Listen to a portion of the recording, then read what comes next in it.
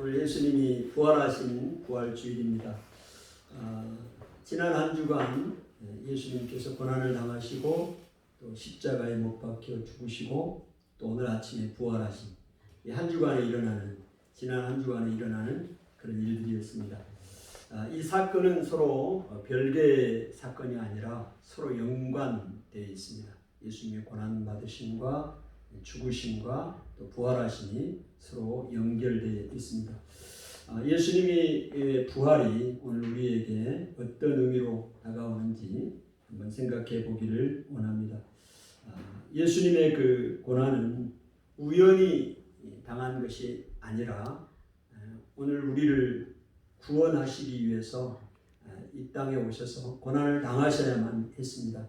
이 말씀이 이미 성경에 다 기록되어 있죠. 근데 그 말씀을 성취하는 과정이다 볼 수 있습니다. 예수님이 고난 당하시고 죽으시고 부활하신 이런 부분들은 이미 기록된 구약 성경에 기록된 그 말씀을 예수님이 성취해가는 과정인 것을 우리가 보게 됩니다. 예수님이 그 고난을 당한 그 상황들을 쭉 우리가 이제 다 알고 있는데요. 그 중에 한 군데를 좀 보기를 원하는데, 예수님이 십자가를 지시고 골고다 언덕을 올라가십니다. 십자가에 못 박히시기 위해서 올라가시잖아요. 그 십자가를 지고 가시는데 여인들이 갈릴리에서 따라오는 그 많은 여인들이 예수님이 그 십자가를 지고 또 이제 죽으러 올라가신 그 장면을 보고 슬퍼하면서 울었습니다. 그럴 때 예수님께서 그 여인들을 바라보면서 이렇게 이야기를 하셔요. 누가복음 23장 28절에 예수께서 그들을 돌이켜 그들을 향하여 이르시되 예루살렘의 딸들아 나를 위하여 울지 말고 너희와 너희 자녀들을 위하여 울라, 이렇게 말씀을 하십니다. 저는 이 말씀을 보면서 아니 십자가를 지고 지금 그 죽음을 향하여 가시면서 이런 말씀을 하실 여유가 있으셨을까, 그런 생각이 들었어요. 근데 그 누가복음에서는 그 부분을 상당히 많은 할애를 합니다. 예수님이 왜 굳이 이 상황에서 이런 말씀을 꼭 하셔야만 했을까? 나를 위하여 울지 말고 너희와 너희 자녀를 위하여 울라라고 왜 말씀을 하셨을까? 그 말씀은 이런 말씀이 아닐까요? 예수님은 이제 그 우리를 위해서 이미 기록된 대로 죽으시기 위해서 올라가시는 것이고, 남아있는 너희들이, 그 다음에 너희 자녀들이 당할 고난을 예수님이 아셨기 때문에 그런 것이라고 봅니다. 얼마나 많은 사람들이 예수님을 믿고 따라가는 길이 고난의 길이고 십자가의 길입니까? 예수님이 이제 돌아가신 이후에 그 예수님을 믿는 제자들은 핍박을 받습니다.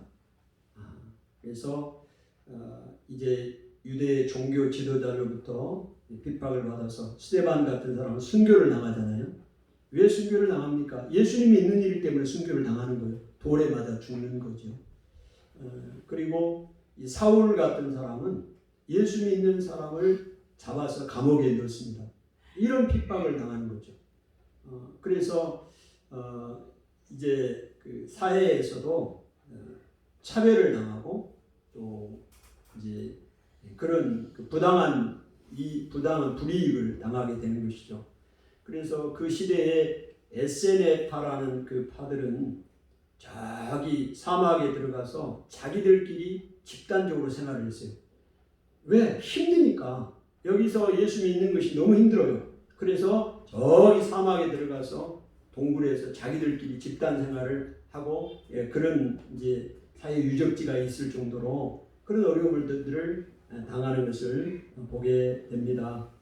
로마에서는 그 시대에 로마에 있는 그리스도인들이 예수님을 믿으면 핍박을 당하니까, 그래서 어디서 생활을 하느냐, 자기들끼리 모여가지고 카타콤이라고 하는, 이 카타콤은 어디냐면 지하 무덤입니다.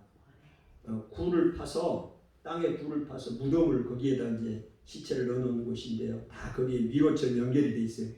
근데 거기 들어가서 생활을, 왜 거기가 들어가 생활을 해요? 바깥에 나와 생활하면 될 텐데 핍박이 있다고. 핍박이 무엇 때문에 핍박을 받습니까? 예수님 믿는 것 때문에 핍박을 받는 거예요. 그래서 그 고난을 피해서 그 지하에 시체가 있는 그 무덤에서 거기서 집단적으로 생활을 할 정도로 핍박이 있다 이 말이죠. 여러분 오늘날에도 예수 믿는 것이 결코 쉽지 않습니다.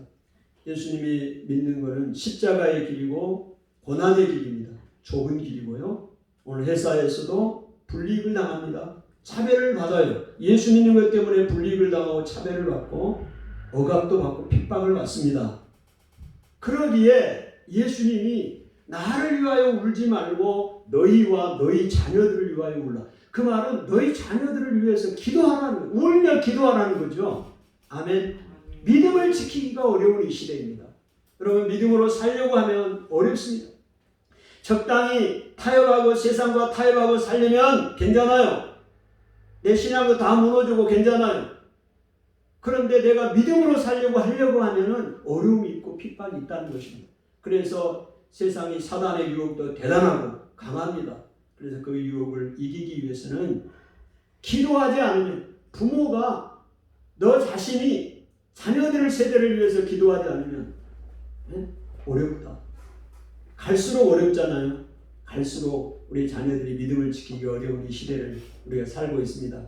그래서 고난이 있음을 예수님이 보시고 그 십자가를 지시고 올라가는 그 상황에서도 예수님이 그렇게 말씀을 하셨다는 것을 생각해 보게 됩니다. 우리 자녀들을 위해서 또 우리 자신들을 위해서 기도해야 됩니다. 이 세상에서 믿음으로 승리하기 위해서는. 또한 그 예수님의 그 고난의 상황들을 좀 보면요, 십자가상에서 기도하시는 그 모습을 좀 보면 예수님이 십자가에 이제 못 박히셨습니다. 오전 9시에 십자가에 못 박히셔서 오후 3시까지 이제 3시에 운명을 하시니까 총 6시간을 십자가에 못 박히게 됩니다. 그 십자가의 그 고난을 당하셨죠. 그 가운데, 그 힘든 가운데서도 예수님이 기도하시는 것을 보게 되는데요. 누가복음 23장 34절에 아버지 저들을 용서하여 주옵소서, 그런 기도를 해요. 예수님이 누가복음 첫 번째 기도가 그 기도로 나오는데요. 이 저들을 용서해 달라고 하는 그 위대한 기도를 예수님이 하시게 되는데, 저들이 누군가요? 저들이 누군가요? 예수님이 저들을 용서하여 주옵소서, 자기들의 죄를 알지 못합니다 했는데, 그 저들은 예수님을 십자가에 못 박히게 하고 모함하고 고소했던 유대의 종교 지도자들입니다. 또 이제 그 다음에 예수님을 조롱하고 비난했던 그 무리들, 군중들이고요. 또 그런 사람들을 용서해 달라고 하나님 앞에 기도하고 있는 것을 보게 됩니다. 또 그 십자가에 못 박히라고 그 빌라도가 판정을 할 때 한 사람을 놓아주기로 돼 있잖아요. 명절에 바라바 대신에 예수를 십자가에 못 박으소서, 예수를 십자가에 못 박으소서라고 외쳤던 그 무리들, 유대의 군중들입니다. 그들이 예수님은 그들을 용서해 달라고 하나님 앞에 기도하고 있고요. 그 다음에 예수님이 옆에 십자가에 못 박혀 있던 한 강도는 예수님을 조롱했어요. 같이 못 박혀 있으면서도. 예수님은 그들이 예수님 옆에 십자가에 못 박혀 있는 한 강도죠. 그렇습니다. 또 예수님에게 십자가형을 언도했던 로마 총독 빌라도입니다. 헤롯입니다. 유대의 분봉왕 헤롯. 이런 사람들이 다 그들이 속합니다. 예수님은 그들의 죄를 용서해 달라고 하나님 앞에 기도를 하고 있습니다. 왜 예수님께서 그들의 죄를 용서해 달라고 기도를 하셨을까? 예수님은 죄인들을 구원하시기 위해서 이 땅에 오셨기 때문에 예수님을 못 박게 하고 조롱하고 멸시하고 침뱉고 때리고 했던 로마 군인들, 예수님을 사형시켰던 그 집행했던 로마 군인들까지도 그 예수님의 십자가에 달려 죽으시는 그 모습을 보면서 구경하고 조롱했던 그 수많은 무리들까지도 다 예수님이 구원하시기 위해서 그들의 죄를 용서해 달라고 기도하실 수가 있었던 것이죠. 오늘 예수님의 그 사랑과 용서, 희생 때문에 오늘 우리가 구원받게 된 것입니다. 아멘. 예수님께서 십자가에서 아버지 저들의 죄를 용서하여 주옵소서 기도할 때 오늘 우리의 죄도 용서해 달라고 예수님이 기도하신 것이죠. 그 은혜로 우리가 구원받게 되었다는 사실을 다시 한번 생각해 보게 됩니다. 또한 예수님께서 십자가상에서 요한복음 19장 30절에 다 이루었다라는 말씀을 하십니다. 이렇게 말씀하시죠. 예수께서 신포도주를 받으신 후에 이르시되 다 이루었도다 하시고 머리를 숙이니 영혼이 떠나가시니라. 다 이루셨도다 말씀하십니다. 예수님이 무엇을 다 이루셨다는 것입니까? 예수님은 이 땅에 오신 목적이 있으시죠. 우리를 구원하기 위해서 오셨습니다. 이 목적을 다 이루신 것입니다. 그래서 다 이루셨다고 십자가상에서 다 이루셨습니다.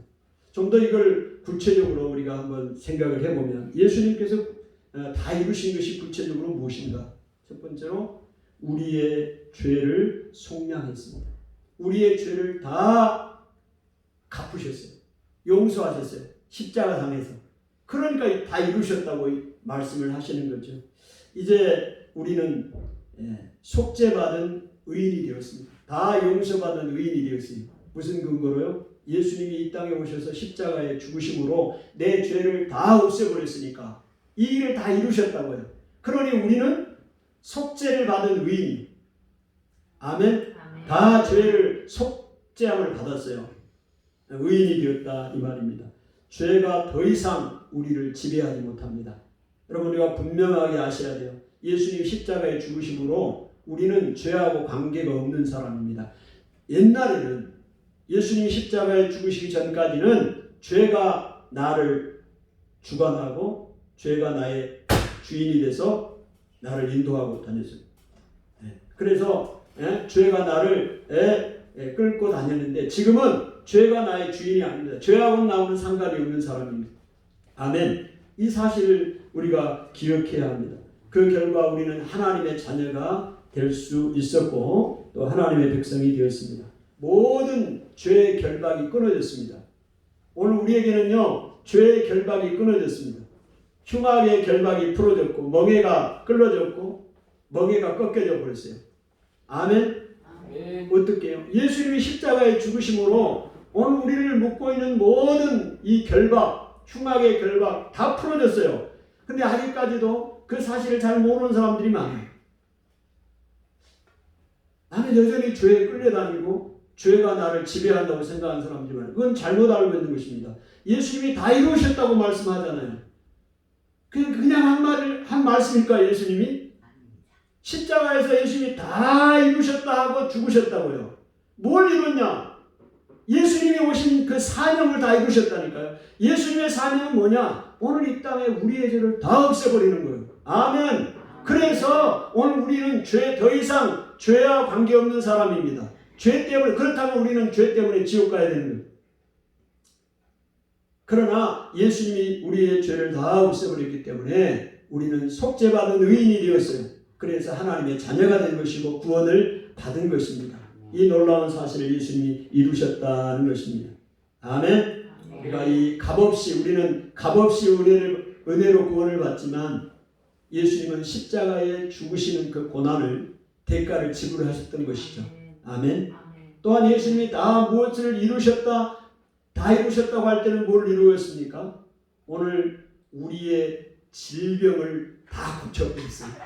아멘. 이사야 53장 3절에 보니까 그는 멸시를 받아 사람들에게 버림을 받았으며 간고를 많이 겪었으며, 간고는요 여기에 슬픔입니다. 슬픔을 많이 겪었어요. 그리고 질고를 아는 자라 그랬습니다. 질고는 질병입니다. 예수님이 우리의 질병을 아는 자예요. 여러분이 당하는 질병을 다 알고 있어요. 그러니까 예수님이 다 이루셨다고 그 말씀 속에는 우리의 질병을 다 치료했고요. 우리의 질병을 옮기셨어요.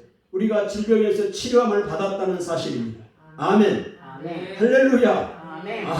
이 놀라운 사실을 우리가 아셔야 합니다. 아멘. 그래서 예수님은 이 땅에 계시는 동안에도 이 백성들의 온갖 질병을 다 고쳐주셨잖아요. 할렐루야. 아멘. 예수님이 우리의 연약함과 우리의 질병을 아시기 때문에 예수님의 채찍에 맞으심으로 우리가 나음을 입었다고 말씀을 하고 있고, 마태복음 8장 17절에 특별히 이 부분을 다시 인용을 합니다. 그가 우리의 연약함을 친히 담당하시고 병을 짊어지셨도다고 말씀을 합니다. 연약함을 친히 담당하셨어요. 우리 주님이. 그리고 병을 짊어지셨어요. 아멘. 그러니까 예수님이 다 이루셨다고 말씀 속에는 우리의 질병이 완전하게 치유됐어요. 아멘. 병이 왜 그대로 있는데 내가 왜 치료받았다고 이야기를 하지? 여러분 이걸 분명히 하셔야 돼요. 오늘 예수님께서 우리의 질병에 치료하셨고 우리의 질병을 짊어지고 가셨어요. 아멘. 이 사실을 믿고 믿음으로 선포. 그러므로 질병은 불법입니다. 불법. 지금 믿는 나에게 살아가면서 이 오는 질병들이 있죠. 이 질병이 당연한 것이 아니에요.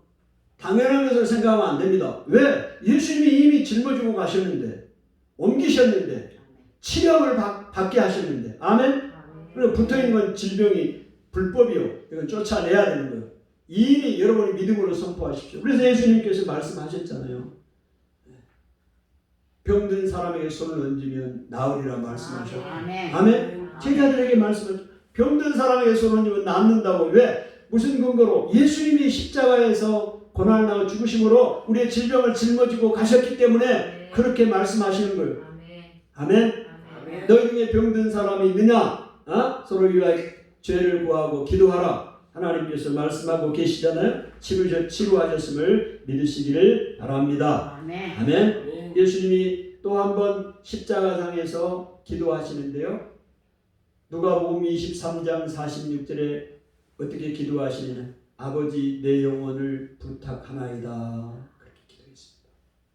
아버지 내 영혼을 부탁하나이다. 그렇게 말씀합니다. 그리고 이제 숨지셨다 이렇게 표현을 하고 있죠.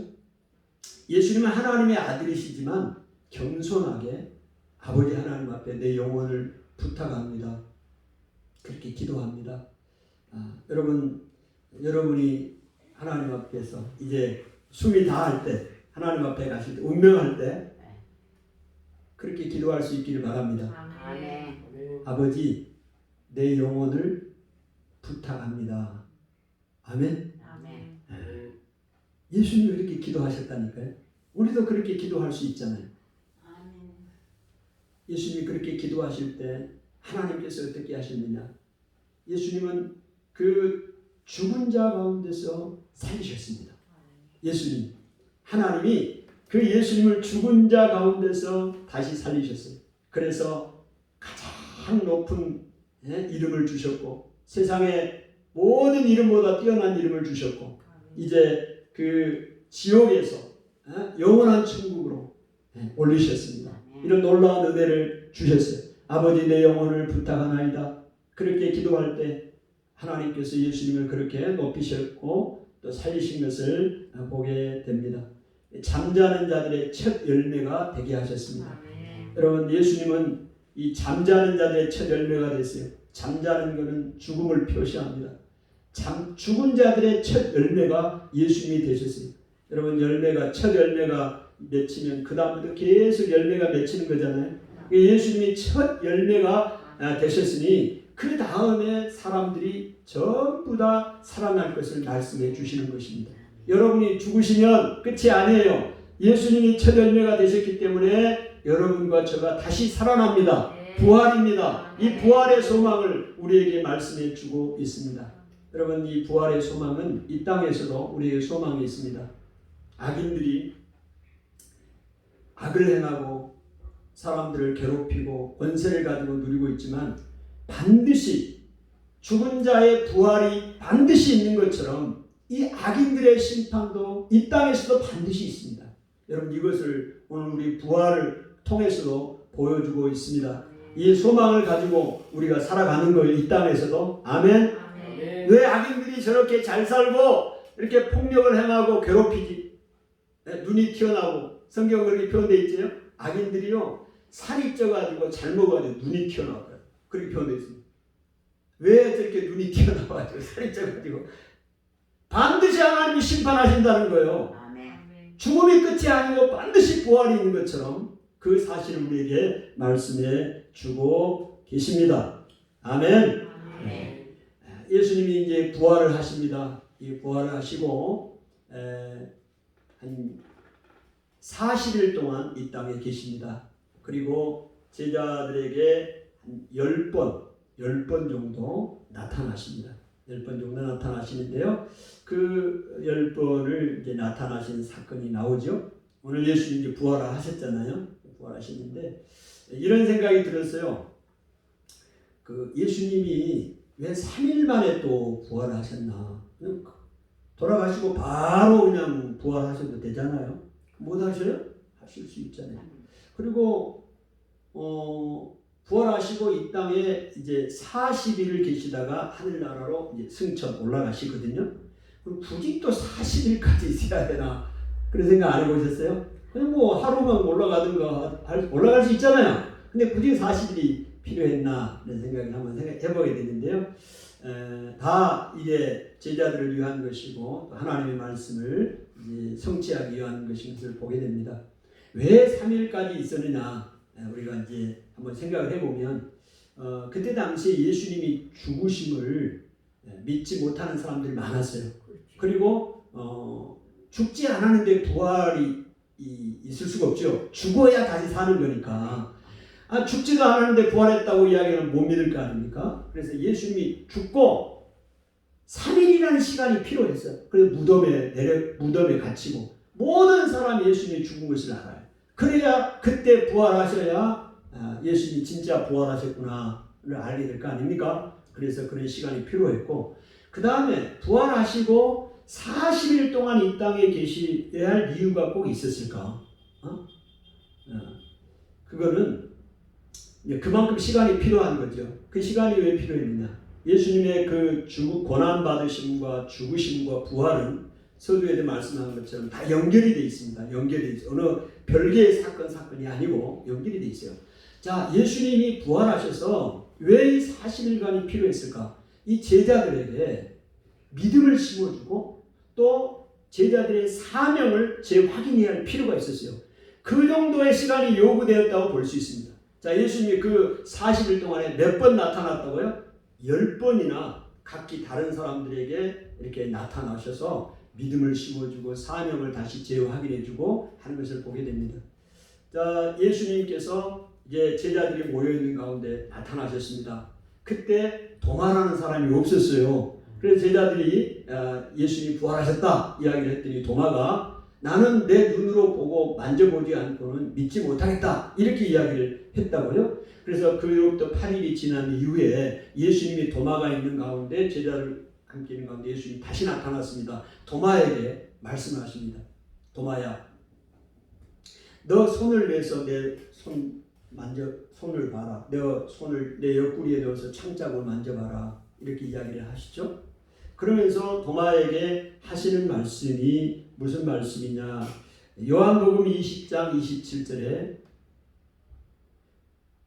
믿음 없는 자가 되지 말고 믿는 자가 되라 말씀하십니다. 믿음을 강조합니다. 도마야, 믿음 없는 자가 되지 말고 믿는 자가 되라 말씀하시면서 29절에 너는 나를 본고로 믿느냐? 보지 못하고 믿는 자가 복되도다 하시니라. 꼭 봐야 믿느냐? 그럼 꼭 봐야 믿는다는 사람이 있습니다. 근데 보지 못하고 믿는 사람이 복됩니다. 아멘. 여러분 예수님 하나님 다 안 보셨잖아요. 부활하신 것도 안 보셨잖아요. 근데 믿고 계시잖아요. 그게 복입니다. 그래서 믿음을 요구하시는 거예요. 제자들의 믿음을 다시 하나님 북돋아 주시는 거예요. 부활하신 후에 10번을 만나면서 믿음을 북돋아 주시는 거죠. 말합니다. 엠마오라는 그 예루살렘에서 한 5리 정도 떨어져 있는 엠마오가 있습니다. 엠마오로 제자가 2명이 걸어가고 있는데 예수님이 부활하신 예수님이 그들에게 나타나셨습니다. 그래서 그들과 이야기를 하는 가운데 예루살렘에 있었던 이야기들을 쭉 이야기를 하고 하는데 예수님이 부활하셨다는 사실을 들었지만 믿지를 못하고 있어요. 그 엠마오로 가는 예수님의 제자들이. 그래서 예수님이 그들에게 뭐라고 말씀을 하시느냐. 누가복음 24장 25절 26절에 이르시되 미련하고 선지자들이 말한 모든 것을 마음에 더디 믿는 자들이요. 미련한 자라고 이야기를 하고 선지자들이 다 이야기했어요. 예수님이 고난을 받으시고 영광에 들어가야 할 것을 이미 구약시대에 다 말씀하셨잖아요. 그것을 마음에 더디 믿는 자들이라고 예수님이 책망하십니다. 예수님의 부활하신 그 이후에 제자들을 만나면서 그들의 믿음 없음과 더디 믿음을 책망하시는 것을 보게 됩니다. 예수님께서 부활하셔서 이 제자들에게 믿음을 심어주고 또 믿음을 확인시켜주는 거죠. 그러기 위해서 시간이 필요했던 것을 보게 됩니다. 이 결정적인 또 하나의 사건을 이제 보기를 원합니다. 요한복음 21장의 사건인데요. 이제 예수님 부활하신 후에 이 7명의 예수님의 제자들이 갈릴리 바다로 갑니다. 갈릴리는 어느 곳이냐? 이 제자들의 고향이죠. 예수님을 처음 만났던 그 갈릴리 바다 어부 출신들이니까 거기가 고향입니다. 그런데 예수님 왜 이들이 갈릴리로 가느냐? 예수님께서 고난받고 십자가에 죽으시기 전에 예수님 말씀하셨어요. 내가 죽고 난 이후에 부활한 후에 먼저 너희보다 먼저 갈릴리로 가겠다. 그 말씀을 이제 기억하고 갈릴리 바다로 간 겁니다. 몇 명이 갔다고요? 7명이 갔습니다. 7명이 갔어요. 이제 가서 그 갈릴리에 가서 베드로가 나는 고기 잡으러 가겠다 이렇게 이야기를 하니까 같은 제자들이 나도 가야지 하고 따라갔습니다. 자, 고기를 잡습니다. 근데 그곳에 이제 주님이 나타나시는 거예요. 부활하신 주님이 나타나신 것입니다. 베드로를 만나 주시는 거예요. 지금 여기서는 무엇을 이야기를 하느냐? 사명을 다시 확인해 줍니다. 예수님이 부활하셨습니다. 죽으시고 고난받으시고 죽으시고 부활하셨어요. 부활하신 주님이 지금 뭘 하시느냐? 40일 동안 제자들을 만나면서 10번을 나타나시면서 그들에게 믿음을 심어주고 그들에게 사명을 다시 재확인시켜주는 작업을 하셔요. 이 일을 하고 있는 거예요. 이관점에서 보는 거예요. 부활을. 자 베드로에게 나타나셨습니다. 그런데 베드로가 그날 저녁 내에 고기를 잡았는데 한 마리도 못 잡았어요. 한 마리도. 근데 예수님이 저 바닷가에 서 계시더니 베드로에게 이야기를 했어요. 배 오른쪽으로 그물을 던져라. 배 오른쪽 그물을 던졌더니 한 마리도 잡지 못한 고기가 큰 물고기라고 표현했어요. 153마리. 모나미 볼펜에 적혀 있던 153의 숫자를 그거 가지고 기록됐다고 그러잖아요. 153마리가 잡혔는데 그물이 찢어질 정도로, 찢어지지는 않았는데 찢어질 정도로 큰 물고기가 153마리. 한 마리도 잡지 못했는데 저녁 내 잡은 한 마리 못 잡았는데 여러분 지금 예수님이 지금 이 베드로를 만난 이 장면은 그 의도적인 게 있어요. 베드로의 그 사명 재확인시켜 주려는 그런 의도가 충분히 있습니다. 자, 여러분 무슨 장면이 연상이 돼요? 이 고기 잡는 거. 예수님이 3년 전에 갈릴리 바다에서 어부였잖아요. 고기를 잡는 어부였어요. 그런데 주님을 만났거든요. 근데 처음 주님을 만났을 때 베드로가 고기를 한 마리를 잡지 못했어요. 저녁 내 잡았는데도. 근데 예수님이 나타나시니 오늘 깊은 데로 그물을 던져라 했더니 던졌더니 어마어마한 고기를 잡았잖아요. 베드로가 그때 주여 나는 죄인이로소이다 나를 떠나소서 그런 고백을 처음 주님을 만났고 주님 앞에 헌신할 때 그 베드로가 지금 3년 후에 지금 상황에서 연상케 합니다. 지금 베드로가 어떤 상황이냐면요. 좀 베드로의 상황을 우리가 생각을 해봐야 됩니다. 약 한 달 전에 40이 지났으니까 한 달 전에 이제 그 한 40일 이제 40일 전이네요. 예수님과 제자들이 함께 유월절 만찬을 했잖아요. 우리 지난 시간에 생각했잖아요. 유월절 만찬을 했잖아요. 마지막 만찬을 했잖아요. 그럴 때 베드로가 뭐라고 그랬습니까? 호언장담을 했잖아요. 다 주님을 떠나도 나는 안 떠납니다. 그럴 때 예수님이 베드로야, 사단이 너를 밀까 하려고 내게 요구하였다. 그러나 너 믿음이 떨어지지 않도록 내가 기도하였다. 너는 돌이켜 내 형제를 굳게 하라. 이 말이 무슨 말이었어요? 너가 시험을 당하고 부인할 것을 예수님이 말씀하셨어요. 그렇지만 너가 돌이켜서 너 형제들을 굳게 하라. 믿음을 굳게 하라. 베드로에게 사명을 주셨다고요. 근데 베드로가 그날 저녁에 예수님을 3번이나 부인했잖아요. 부인해버렸어요. 그리고 통곡했잖아요. 내가 이 정도밖에 안 되나? 주님을 위해 죽겠다고 이야기를 했는데 부인해버렸잖아요. 3번이나. 얼마나 자기 자신이 비참해. 자, 그리고는 도망가 버렸어요. 도망갔어요. 그리고 예수님이 부활하셨습니다. 제자들에게 나타났어요. 이전에도 2번이나 나타났습니다. 3번째 나타난 게 지금 갈릴리 바닷가에서 나타나신 건데요. 예수님이 베드로에게 2번이나 나타났어요. 제자들이 있어요. 노 코멘트. 아무런 말씀이 없어요. 베드로야, 너 왜 그랬니? 그때 날 왜 부인했어? 뭐 이런 언급이 없어요, 성경에.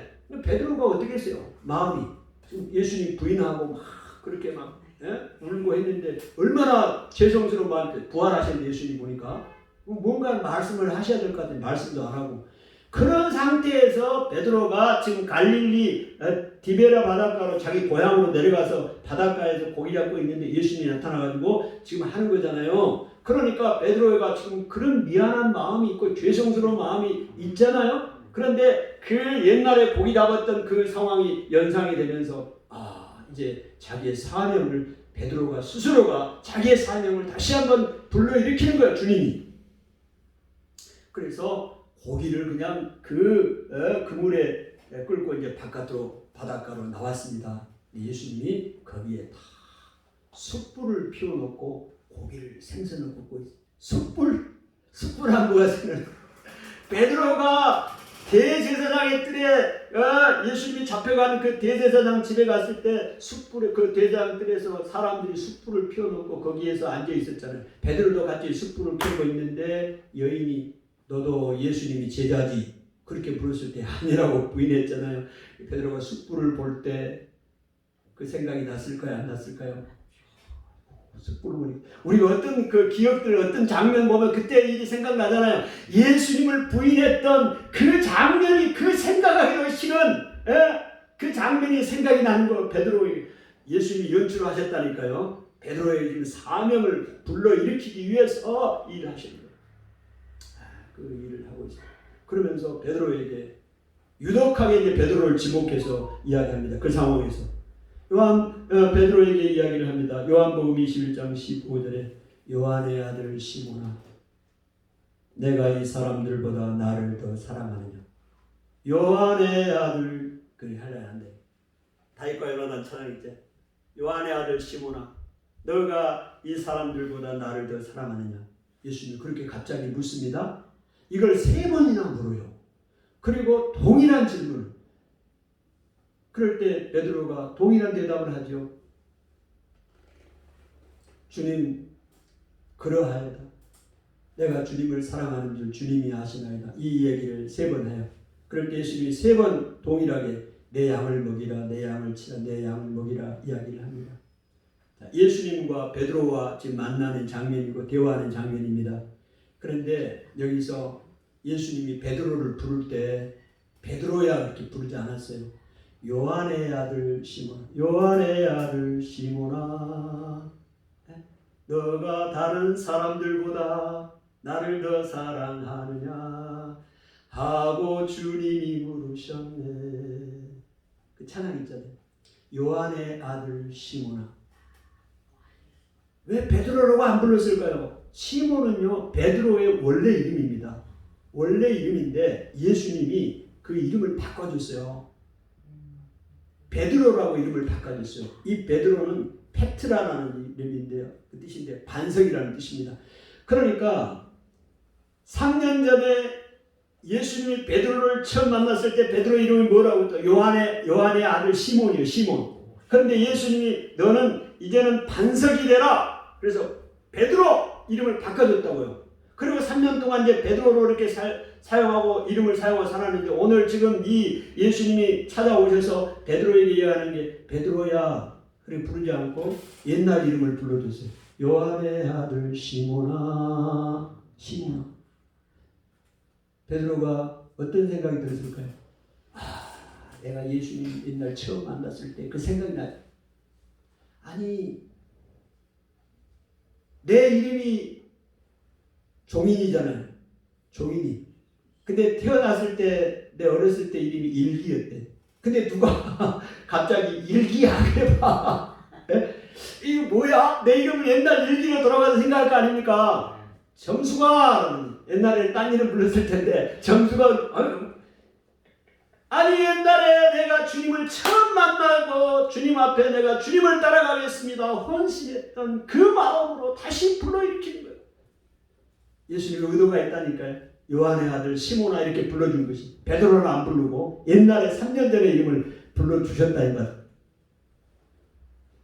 참 별 볼 일 없는 나였는데 고기잡이 하는 나였는데 어부였는데 나를 불러주셔서 예수님의 최고의 수제자로 삼아주시고 사명을 주시고 3년 동안 나를 아껴주고 가르쳐주고 했다는 걸. 그리고요 베드로의 체면이 말이 아닙니다. 지금 수제자였거든. 최고의 제자였다고 예수님의. 근데 3년 동안 그렇게 최고의 제자로 따라다니는데 지금 베드로가 뭐 했어요? 예수님을 부인해 버렸으니 이게 위신이 말이 아니에요. 에? 실추돼 있어. 실추돼 있어. 권위가 실추돼 있어.